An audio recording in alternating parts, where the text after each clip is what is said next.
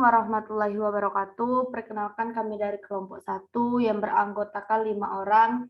Yang pertama Suciati, yang kedua Adit Girza Utama, yang ketiga Yusnita Puspitasari, yang keempat Muhammad Rapli Faturrahman, dan yang kelima Anissa Ramadina. Dengan dosen pengampu Dr. Anda Jorena MSI. Baik, kami akan menjelaskan tentang yang pertama, apa yang dimaksud dengan indeks Miller dan bagaimana menentukan indeks Miller. Yang kedua, tentukan indeks Miller untuk bidang berikutnya. Yang ketiga, gambarkan suatu bidang yang indeks Miller-nya 234, 132, 245. Yang keempat, tuliskan jarak antar bidang untuk 7 sistem kristal hubungan D, A, dan HKL. Yang kelima, buatkan simulasi komputer bagaimana terjadinya sinar X. Dan yang keenam, turunkan hukum break. Selamat menyaksikan.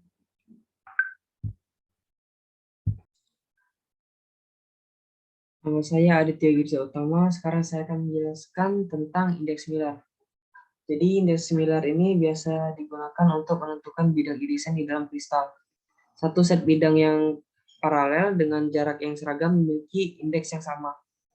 Indeks untuk bidang irisan ini ditulis dalam kurung. Biasanya dipakai 3 bilangan bulat H, K, dan L, sehingga dituliskan dalam kurung HKL. Selanjutnya, saya akan menjelaskan untuk menentukan indeks Miller-nya. Yang pertama itu menentukan titik potong. Untuk mencari titik potong ini nanti pada gambar bisa dilihat perpotongan antara sumbu dan bidangnya. Nah, setelah didapatkan titik potong, akan mencari resiprokal atau kebalikan. Jadi resiprokal ini adalah nilai 1 per titik potong yang sudah didapat tadi. Itulah resiprokalnya. Setelah dapat resiprokal, akan disederhanakan. Jika sudah sederhana, itulah indeks Miller-nya. Akan didapatkan indeks Miller-nya. Nah, untuk lebih jelasnya, saya akan menjelaskan dengan soal gambar. Jadi untuk gambar yang pertama, bisa dilihat di sini ada sumbu X, Y, dan Z. Nah, di sini kita bisa lihat bidangnya berpotongan dengan sumbu X di sini. Jadi ini bisa kita katakan sumbu X yang mendapatkan nilai titik potongnya.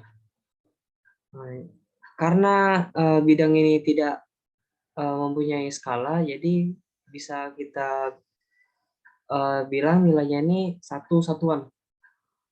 Jadi untuk X itu mendapatkan 1, dan untuk yang tidak berpotongan seperti Y dan Z, dia akan mendapatkan nilai tak hingga. Jadi seperti ini.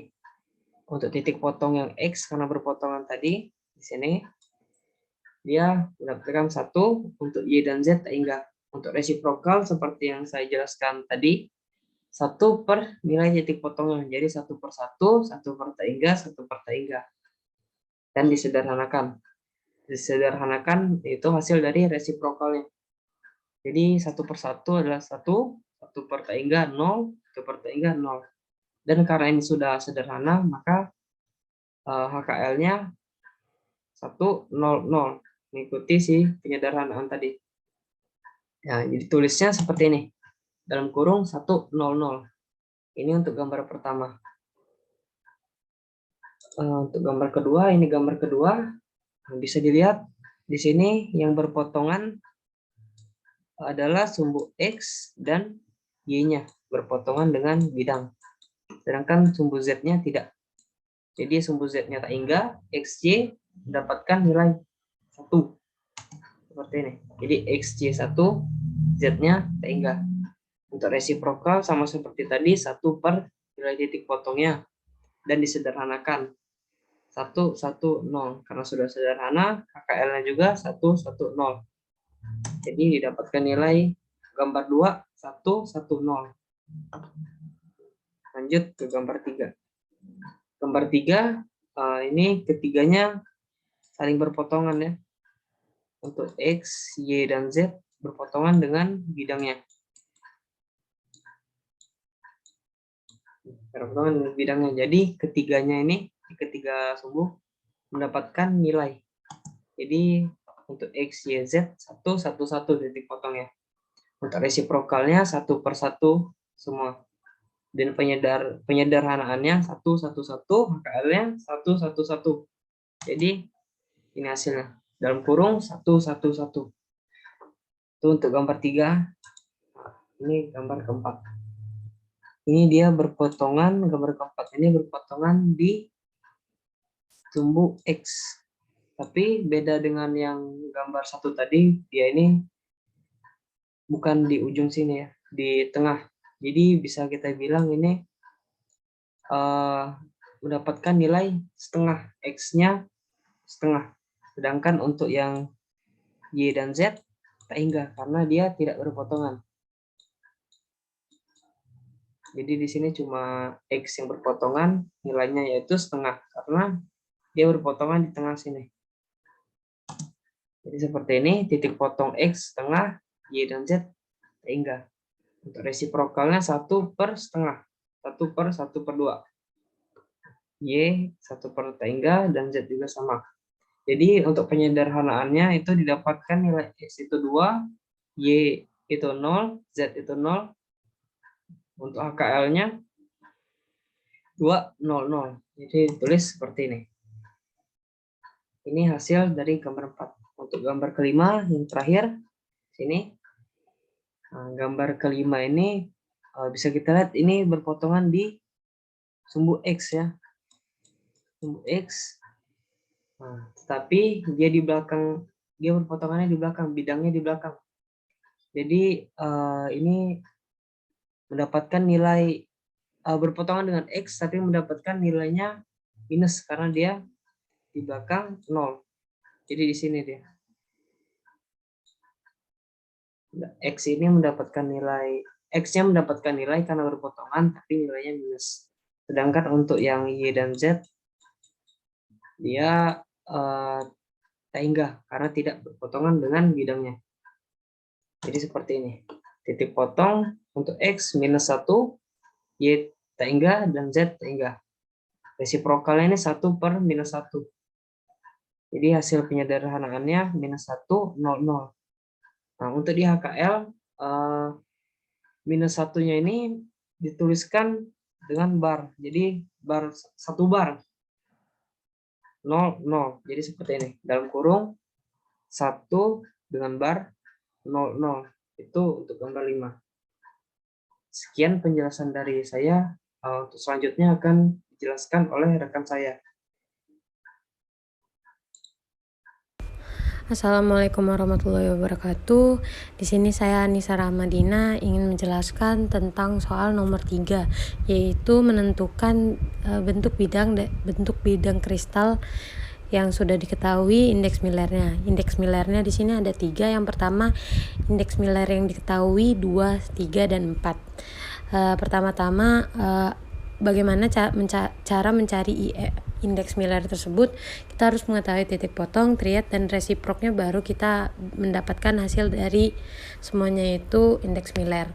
Jadi di sini ada titik X, sumbu X, Y, sama Z. Jadi pertama-tama kenapa di situ setengah A1? Karena hasil yang dihasilkan oleh indeks Millernya itu 2. Jadi dari titik potong itu kan setengah. Jadi di triadnya itu dibalik lagi jadi 1 per 1,5. Dan hasil dari resiprok ini itu adalah triad yang dibalik lagi. Jadi hasilnya 2. Jadi resiprok ini hasilnya akan sama dengan si indeks Miller. Jadi di sini ke setengah, yang pertama X-nya. Jadi di sini di tengah-tengah karena semua sisinya berharga 1 satuan. Oke. Jadi titik potong yang X itu setengah A1, dengan yang Y itu 1/3 A2, dan yang Z itu 1/4 A3. Di sini triadnya 1 per 1,5, Y-nya itu 1/3, dan Z-nya 1/4. Dibalik dan menghasilkan 2, 3, 4. Dan itulah mengapa titik potong yang dihasilkan itu setengah, sepertiga, dan seperempat. Dan hasilnya bisa kita lihat karena di sini tidak memiliki skala, jadi di sini hanya memotong garis tengah dari kubusnya lalu mengurangi dari garis tengahnya. Jadi bisa kita lihat di situ gambarnya itu ada saya titik-titikin, yang setengah itu setengah, yang Y itu sepertiga, yang Z itu seperempat. Untuk soal yang nomor 2 di sini bisa kita lihat indeks Miller yang diketahui adalah 1, 3, dan 2. Jadi bisa kita katakan X, Y, Z-nya itu titik potongnya berarti yang satu itu satu satuan, dan yang Y itu sepertiga A2, dan yang Z itu seperdua A3. Bisa kita lihat di sini titik skala yang saya ambil itu ada titik-titiknya. Jadi satu triadnya 1/1, yang Y-nya 1/3, dan Z-nya 1/2, dan menghasilkan resiproknya 1, 3, dan 2. Itulah hasilnya dari nomor 2. Bisa kita lihat di sini gambarnya ada di samping. Jadi ini untuk soal yang terakhir, indeks Millernya diketahui 2, 4, dan 5. Berarti bisa kita pastikan titik potongnya itu 1/2 A1 di sumbu X, 1/4 A2 di sumbu Y, dan 1/5 A3 di sumbu Z. Dan kita bisa lihat T-nya sama dengan 1/1/2, di sumbu Y-nya 1/1/4, dan di Z-nya 1/1/5. Bisa kita hasilkan resiproknya itu 2, 4, dan 5. Dan bisa kita lihat di sini juga saya menggunakan skala yang saya buat sendiri. Titik tengah yang Y-nya 1/4 dan yang Z-nya 1/5. Itu saja yang bisa saya sampaikan. Mohon maaf bila ada kekurangan. Baiklah, selanjutnya pembahasan mengenai sinar X. Jadi untuk sinar X di sini, prosesnya merupakan kebalikan dari proses efek fotolistrik. Jadi untuk penjelasan sinar X ini bisa diilustrasikan dengan gambar berikut ini. Jadi ada di sini ada katoda dan juga anoda. Selain itu juga ada logam sebagai target. Jadi ketika elektron itu ditembakkan mengenai target atau logam, maka akan menghasilkan yang namanya sinar X. Nah, jadi untuk proses ini yaitu bisa diilustrasikan lebih sederhana lagi. Jadi pada struktur atom yang elektronnya menempatkan pada orbital tertentu yang pasti berada di luar semua, itu ketika ada elektron ditembakkan dan mengenai elektron pada orbitan, maka elektron yang ditabrak ini akan berpindah pada lintasan atau orbital yang ada di bagian bawah. Ketika ini berpindah, dia akan memancarkan gelombang elektromagnetik yang berupa sinar, yaitu sinar X tersebut. Nah, sinar X di sini dia sama dengan energi. Jadi, diilustrasikan di sini elektron mengenai elektron, dan elektron yang dikenai itu pindah pada lintasan kulit yang lebih rendah, sehingga dia akan memancarkan suatu energi. Nah, jadi energi inilah yang disebut dengan sinar X tersebut. Perkenalkan, nama saya Muhammad Rafiq Fatur Rahman, saya dari kelompok 1. Di sini saya akan menjawab pertanyaan nomor 6, yaitu turunkan hukum Bragg 2D sin theta sama dengan n lambda. Jadi kita ke jawabannya, yaitu bisa dilihat pada grafik ini, ada sinar datang lalu menuju ke C ini dan ke B, lalu dari A ke C ini menuju ke sinar pantul. Jadi sinarnya itu memantul dan didapatkan persamaan N sama dengan AC plus CB. Lalu diambil dari segitiga di antara sinar pantul dan sinar datang ini didapatkan ZAC. Dari sini ZAC.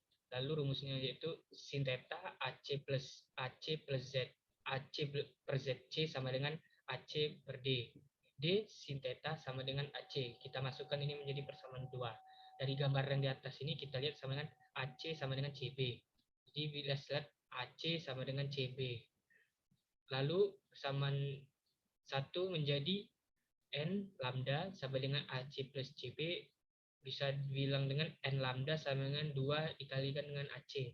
Ini jadi persamaan 3, lalu persamaan 3-nya kita substitusikan ke persamaan 2 yang ini dengan D sin theta sama dengan AC, lalu jadi D sin theta sama dengan 1/2 N lambda.